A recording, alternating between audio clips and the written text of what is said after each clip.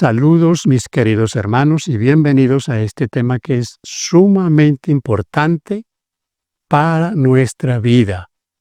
Nuestro cristianismo debe entender esto claramente, porque es una doctrina bíblica. A algunos les va a doler, les duelen estas cosas. Les duele que la Biblia diga que habrá un juicio, preadvenimiento. Estamos hablando de un juicio antes que el Señor venga por segunda vez. O sea, cuando el Señor ya esté viniendo en la nube de los cielos, el juicio ya ha sido hecho. Él no viene aquí a juzgar a nadie, ya el juicio ha sido hecho. El juicio de los justos, los que han profesado servir a Cristo. Yo creo que algunos sienten que ellos no pasan este juicio y por eso tratan de destruirlo, lo atacan. Y mis hermanos, esto pues es como el único recurso que les queda, tratar de destruir algo que es bíblico. Esto no se lo inventó Elena White, este está en la Biblia. Yo aquí les voy a leer textos y no todos los textos que tenemos en la Biblia para probar que habrá un juicio. Hay más de 60 textos relacionados con el juicio preadvenimiento, con un juicio futuro.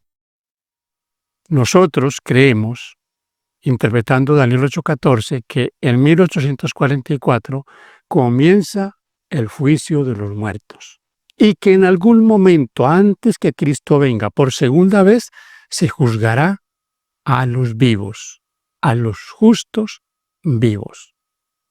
Entonces, mis hermanos, vamos a estudiar este tema. Les ruego que se queden, comparen los textos. Aquí no vamos a hablar sino de Biblia. Y repito, esto le duele a algunos.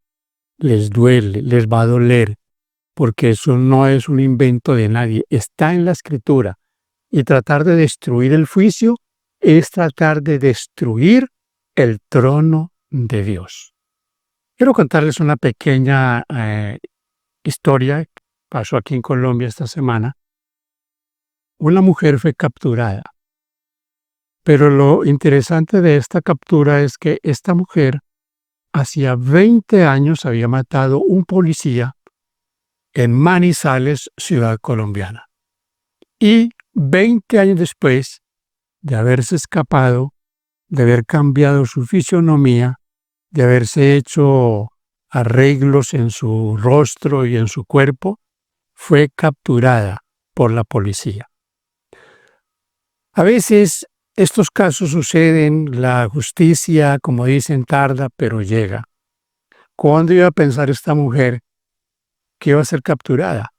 Estaba en Cartagena, Colombia, haciendo supuestamente negocios, trabajando allá, pero cometió el error de querer cambiar su identidad y para ello fue a un lugar donde necesitaban una huella dactilar y ahí la capturaron. Mis hermanos, muchos creen que sus cosas pasadas van a quedar sin pasar por el juicio. Y vamos a ver que la Biblia dice claramente que nada va a quedar oculto para Dios. Todo saldrá a la luz, al descubierto. Vamos a ver, ya hablamos un poquito de 1844, pero vamos a mirar a lo que dice el profeta Daniel. Voy a leerles Daniel 7, 9 y 10, y es una escena de juicio. Este juicio comenzaría en algún momento futuro. Aquí se le presenta en visión lo que comenzaría en el futuro. Vamos entonces a leer la Biblia, que nos dice la palabra de Dios referente a este tema. Comienzo con Daniel 7, 9 y 10. Este es un juicio o una visión que se le muestra al profeta Daniel hacia el futuro. Fíjense cómo dice: estuve mirando hasta que fueron puestos tronos, y se sentó un anciano de días, cuyo vestido era blanco como la nieve, y el pelo de su cabeza como lana limpia. Su trono llama de fuego, y las ruedas del mismo fuego ardiente. Un río de fuego procedía y salía de delante de él. Millares de millares le servían, y millones de millones asistían delante de él. El juez se sentó y los libros fueron abiertos. El juez se sentó y los libros fueron abiertos. Libros, mis hermanos, hay libros de Dios, libros en el cielo. Este texto es un texto que es paralelo con Apocalipsis 20:12. Por supuesto que Apocalipsis 20:12 está ya refiriendo al juicio de los impíos, al juicio de los que no quisieron la salvación. Pero lo quiero presentar porque nos muestra que Dios tiene todo registrado. Miren lo que dice Apocalipsis 20:12. Vio a los muertos, grandes y pequeños, de pie ante Dios, y los libros fueron abiertos. Y otro libro fue abierto, el cual es el libro de la vida. Y fueron juzgados los muertos por las cosas que estaban escritas en los libros según sus obras. Según sus obras. Ustedes fíjense, hermanos queridos, aquí tenemos el juicio de Apocalipsis 20:12, el juicio que será durante el milenio a todos los que murieron sin salvación, sin arrepentimiento. Ahora, aquí es un punto muy importante en esto y yo quiero que ustedes lo tengan muy presente, y es el asunto de lo cuidadoso que será el Señor para determinar quiénes entrarán al cielo. Aquí surge también una pregunta: ¿por qué es necesario que haya un juicio? Los contradictores del juicio dicen que eso es innecesario, porque Dios sabe todo, que Dios sabe quién se pierde, quién se salva, que ya sus pecados fueron perdonados en la cruz, que por lo tanto ya es una falsedad, es una mentira que va a haber un juicio. Fíjense ustedes en esto. El juicio no se hace tanto porque Dios no sepa, no conozca todo. Se hace por los ángeles y se hace por el universo entero. Porque aquí, mis hermanos, quien está, como por decirlo, en el banquillo de los acusados, es Dios. Él es el que está en tela de juicio. Es el carácter de Dios el que debe quedar vindicado ante el universo. Pues en el cielo, Lucifer se rebeló acusando a Dios de injusto, de tener leyes injustas. Entonces es importante entender esto. Dios lo sabe todo, pero los ángeles no. Los ángeles que quedaron en el cielo no saben eso. No saben qué pienso yo. Ellos no conocen mis pensamientos. Dios sí conoce todo lo que hay en mí. Entonces fíjense en este texto de Nahum, capítulo 1, versículo 9. Dice: ¿qué pensáis contra Jehová? Él a la consumación no tomará venganza 2 veces de sus enemigos.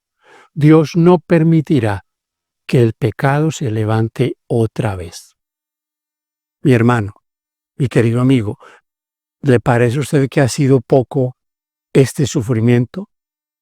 Lo que ha pasado en esta tierra, lo que pasó en el cielo, porque el pecado comenzó en el cielo. Allí, mis hermanos, es donde se sembró dudas contra Dios. Pero Dios no permitirá que esto se levante otra vez.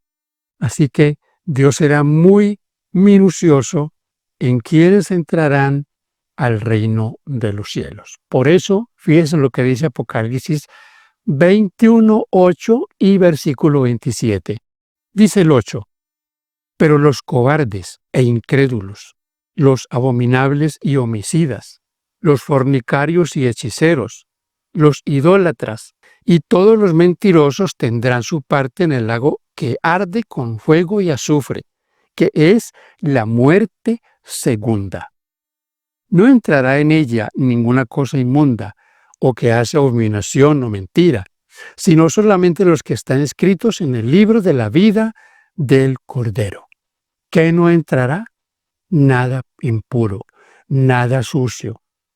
Mis queridos, el que hace mentira, el que engaña tergiversando la palabra de Dios, el que anda tratando de derribar el juicio que Dios hará, el juicio que está establecido en la palabra. Habrá un juicio. Vamos ahora a confirmar esto en un texto que es muy diciente en cuanto a que Dios va a juzgar. Eclesiastés 12:14 dice: porque Dios traerá toda obra a juicio, juntamente con toda cosa encubierta, sea buena o sea mala. Dios traerá toda obra a juicio. Miren, esto no lo dice solamente aquí en Eclesiastés. Miren lo que dijo el Señor Jesús en sus propias palabras. Mateo 16:27, fíjese. Porque el Hijo del Hombre vendrá en la gloria de su Padre, con sus ángeles, y entonces pagará a cada uno conforme a sus obras. ¿Cómo dicen algunos que ya se creen salvos, que no habrá juicio y que no vamos a ser juzgados por lo que hemos hecho, sea bueno o sea malo? ¿Cómo pueden decir esto? Que todos compareceremos ante el tribunal de Cristo. Entonces, cuando muramos, vamos a ser juzgados no por la salvación, porque la salvación no la podemos perder. Esto es un regalo que Dios nos ha dado. Y si no fuimos salvados por las obras, tampoco vamos a ser juzgados por las obras en cuanto a nuestra salvación. ¿Se fija usted, mi querido hermano? La Biblia es clara. Habrá un juicio y se juzgarán las obras, lo que hemos hecho, lo que hemos dejado de hacer. Usted puede leerlo en Mateo 25. Mateo 25, versículos 31 al 46. Lo que hicieron los justos y lo que no hicieron los impíos. Con un detalle aquí bien importante. Lo que los justos hicieron, lo hicieron con tanto amor por el prójimo que ellos nunca pensaron que eso Dios lo tenía en cuenta. Pues ellos preguntan: Señor, ¿cuándo nosotros te vimos en la cárcel, desnudo, con hambre, y te cubrimos? ¿Y por qué preguntan eso ellos? Porque ellos no hacían eso tratando de ganar ningún tipo de beneficio de Dios. Lo hacían como resultado de su entrega a Dios. Ahora, en el versículo 12 de Apocalipsis 22 lo confirma el Señor y dice: He aquí, yo vengo pronto y mi galardón conmigo, para recompensar a cada uno según sea su obra. Mis hermanos, ¿podrá entrar alguien al cielo que no se ha arrepentido de sus pecados? ¿Podrá entrar alguien al cielo que no ha aceptado a Jesucristo como su Salvador? ¿Que no ha aceptado el sacrificio expiatorio en la cruz por sus pecados? ¿Que no reconoce que es pecador? Por supuesto que no. Y la Biblia es clara en eso. Al cielo no entrará nada inmundo, que haga mentira, abominación, idolatría, fornicaciones, absolutamente nadie que esté practicando estas cosas. ¿Qué va a ser juzgado? Fíjense aquí lo que dice Mateo 12, 36, 37. Mas yo os digo, que de toda palabra ociosa que hablen los hombres, de ella darán cuenta en el día del juicio. Porque por tus palabras serás justificado y por tus palabras serás condenado. ¿Cuándo se dará cuenta? En el día del juicio. ¿Cómo dicen entonces que no va a haber un juicio? ¿Que ya en la cruz se terminó todo? ¿Que el Señor se fue al cielo allá a abanicarse y que ya no hace más nada porque ya los que de alguna manera aceptan la salvación ya son salvos? ¿En la cruz terminó todo? Totalmente antibíblico. Es bíblico que habrá un juicio. Fíjese lo que dice en Hechos capítulo 3, versículos 19 y 20. Así que arrepentíos y convertíos, para que sean borrados vuestros pecados, para que vengan de la presencia del Señor tiempos de refrigerio. Y Él envía a Jesucristo, que os fue antes anunciado. ¿Para qué debemos arrepentirnos? Para que sean borrados nuestros pecados. esto fue escrito después de la cruz. Como algunos dicen que ya en la cruz quedaron borrados sus pecados. ¿Por qué aquí el apóstol Pedro dice que es necesario que nos arrepintamos, nos convirtamos para que sean borrados nuestros pecados? El Señor ganó ese derecho en la cruz. Pero mis hermanos, Él prosigue en la obra de purificación de su pueblo. Eso está haciendo en el santuario. Intercede por usted y por mí. Por todos los que decían decirle, Señor, te entrego mi vida. Él toma su caso y comienza el trabajo de santificación cada día. Así, mis hermanos, de que la Biblia es muy clara en este aspecto. Hay dos textos, Romanos 14:10. Dice Pablo, pero tú, ¿por qué juzgas a tu hermano? ¿O tú también por qué menosprecias a tu hermano? Porque todos compareceremos ante el tribunal de Cristo. Segunda a los Corintios 5:10, porque es necesario que todos nosotros comparezcamos ante el tribunal de Cristo, para que cada uno reciba según lo que haya hecho mientras estaba en el cuerpo, sea bueno o sea malo. Para que cada uno mientras vivía, mientras estaba en esta tierra, mis queridos, sea juzgado. Todo lo que hizo mientras vivía será juzgado. ¿Cuándo? Pablo dice aquí, es necesario que todos comparezcamos. ¿Cuándo vamos a comparecer? Todo el que muere comparece ante el juicio. Vamos a ver el texto de Hebreos 9:27 que dice, porque es necesario que el hombre muera una vez y después el juicio. Después de la muerte, el juicio. Yo debo repetirles a ustedes este concepto, que este concepto quede claro. Cada persona que muere se juzga y los vivos serán juzgados en algún momento, no sabemos cuándo.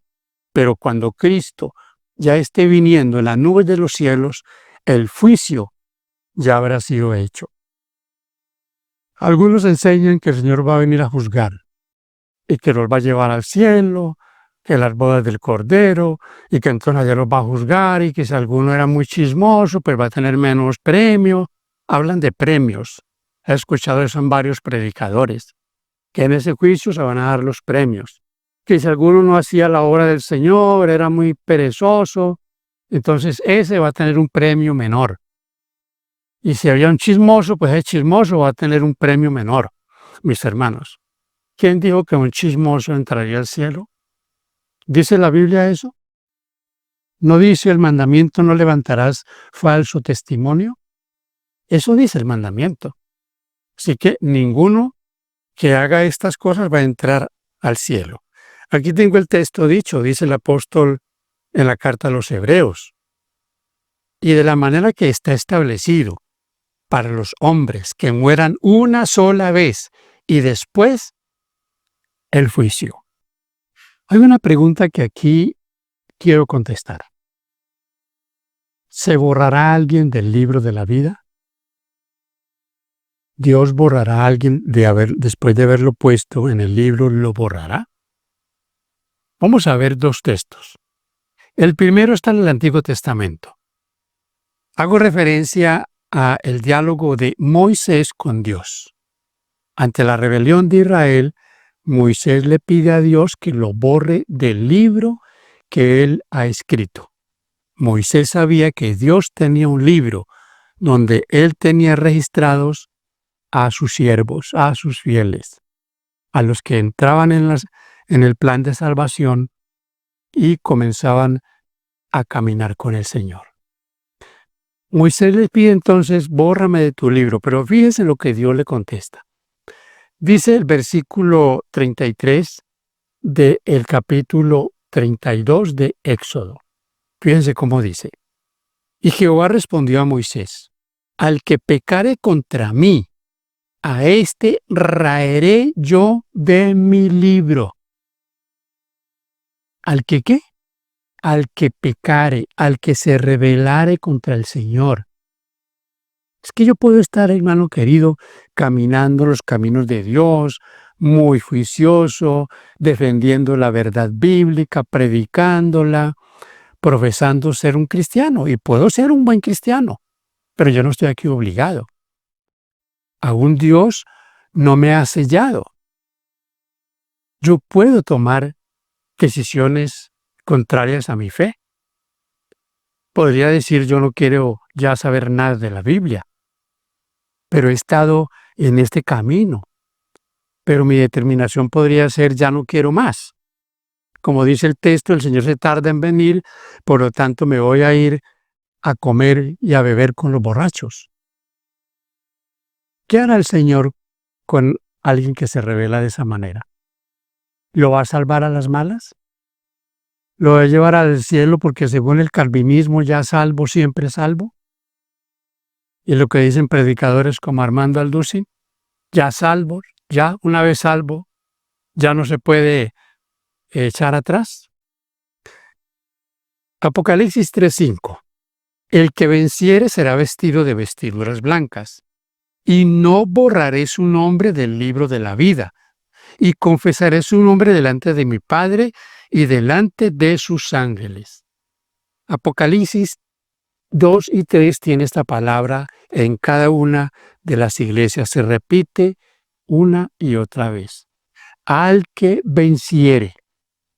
Al que venciere. Y aquí dice el que venciere será vestido de vestiduras blancas y no borraré su nombre. Quiere decir que el nombre de un cristiano puede ser borrado del libro de la vida. Porque finalmente el que no se haya escrito en el libro de la vida no entrará al reino de los cielos. O sea que ninguno va a entrar ahí por la puerta de atrás o de agache, ¿no? Nadie va a entrar de esa manera. El que entra es porque tiene los méritos de Cristo para entrar. Su vida fue depositada al abogado que no pierde ningún caso y Él ha ganado para Él su salvación. Mis hermanos, debo hacer un paréntesis aquí para decir lo siguiente. Usted y yo hemos sido llamados a hacer lo que nos corresponde. Hay una parte que la debemos poner nosotros en práctica. Su fidelidad a Dios es indispensable, pero hay una parte que usted no puede hacer. Haga usted su mejor esfuerzo. El Señor hará lo que usted y yo no podemos hacer. ¿Me hago entender? Yo nunca alcanzaré una perfección como la del Señor Jesús. No la alcanzaré. Pero eso que me va a faltar, Él lo va a cubrir con su gracia, con su muerte en la cruz. Como dice la Biblia, su sangre derramada en la cruz me cubrirá mi pecado. Pero no mi pecado de rebelión, no mi pecado de mano alzada, no. Aquello que yo no puedo hacer. Él justificará mi vida. Él se presentará por mí ante Dios. Pero escuche, nadie que levanta su mano contra los mandamientos de Dios podrá ser justificado. Absolutamente nadie. Dice Hebreos 9, 24 y 25. Porque no entró Cristo en el santuario hecho de mano, figura del verdadero, sino en el cielo mismo para presentarse ahora por nosotros ante Dios. Y no para ofrecerse muchas veces, como entra el sumo sacerdote en el lugar santísimo, cada año, con sangre ajena. ¿Qué es lo que la Biblia dice? Que Él entró al santuario a interceder y entró con su propia sangre. Él no entró con sangre ajena, entró con su propia sangre, como el sumo sacerdote, a interceder por nosotros. Quienes quieren derribar el santuario, quienes tratan de minimizar el santuario, están luchando contra Dios mismo, porque en ese lugar está Jesucristo intercediendo por cada uno de nosotros. Hebreos 7:25. por lo cual puede también salvar perpetuamente a los que por él se acercan a Dios, viviendo siempre para interceder por ellos, viviendo para interceder por ellos. Ahí no dice, él ya murió en la cruz y ya listo, ya terminó. No, está intercediendo por nosotros, porque nosotros cometemos errores. Él intercede por nosotros. Él está trabajando para que cada día nosotros estemos más limpios en su presencia. El que comenzó la obra, dice el apóstol Pablo, la terminará. ¿Quién comenzó la obra? El Señor. El Espíritu Santo inició esa obra y el Espíritu Santo la terminará. El Señor terminará esa obra. Pero es necesario que yo permita que Él termine su obra en mí. Este texto es un texto irrefutable. Tratan de buscarle cómo ponerle el palo, cómo hacer que diga otra cosa. Aunque el contexto está hablando de la imparcialidad, finalmente el apóstol aquí habla de lo que dice la Biblia en cuanto a por qué código seremos juzgados. Dice, porque cualquiera que guardare toda la ley, pero ofendiere en un punto, se hace culpable de todos. Porque el que dijo, no cometerás adulterio, también ha dicho, no matarás. Ahora bien, si no cometes adulterio, pero matas, ya te has hecho transgresor de la ley.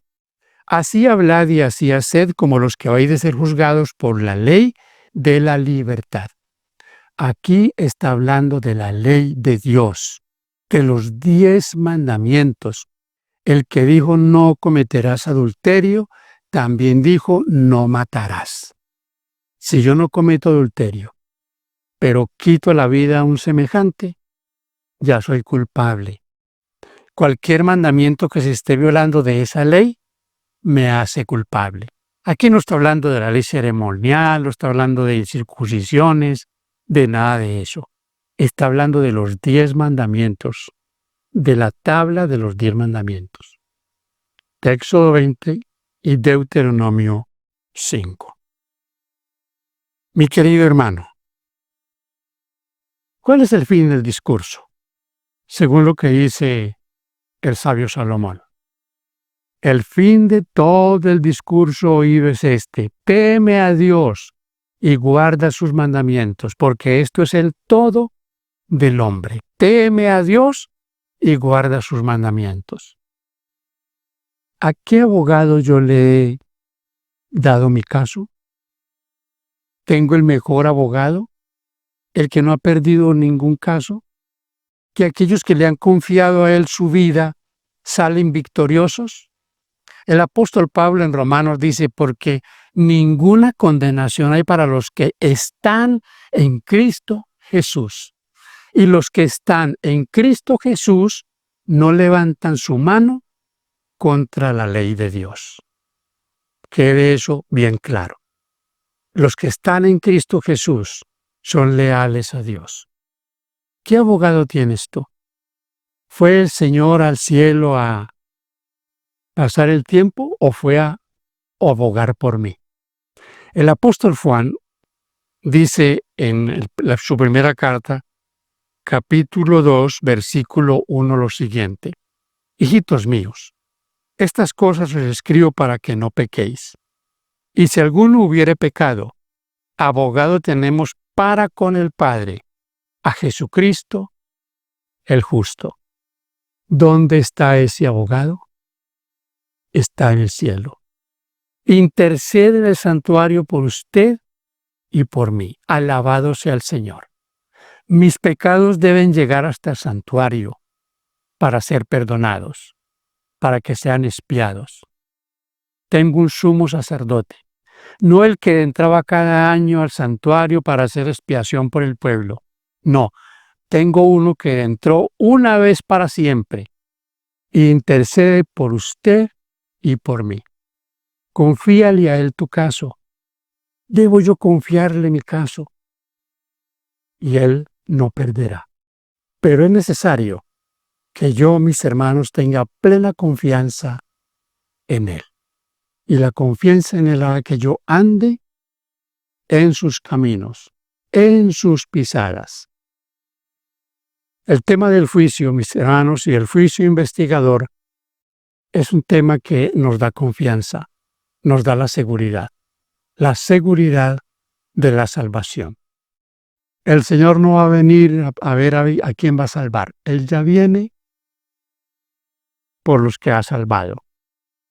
Que Dios nos ayude a estar siempre bajo esa cobertura, la cobertura del que todo lo puede. Que Dios nos ayude a tomarnos de su mano, no separarnos de allí, y un día estaremos con Él por la eternidad. No tendremos temor al juicio. Los que tienen temor son los que saben que en ese juicio van a perder, porque no han confiado su vida a ese abogado. Se han levantado contra la ley de Dios, se han levantado contra su santuario. Que Dios te bendiga, es mi deseo.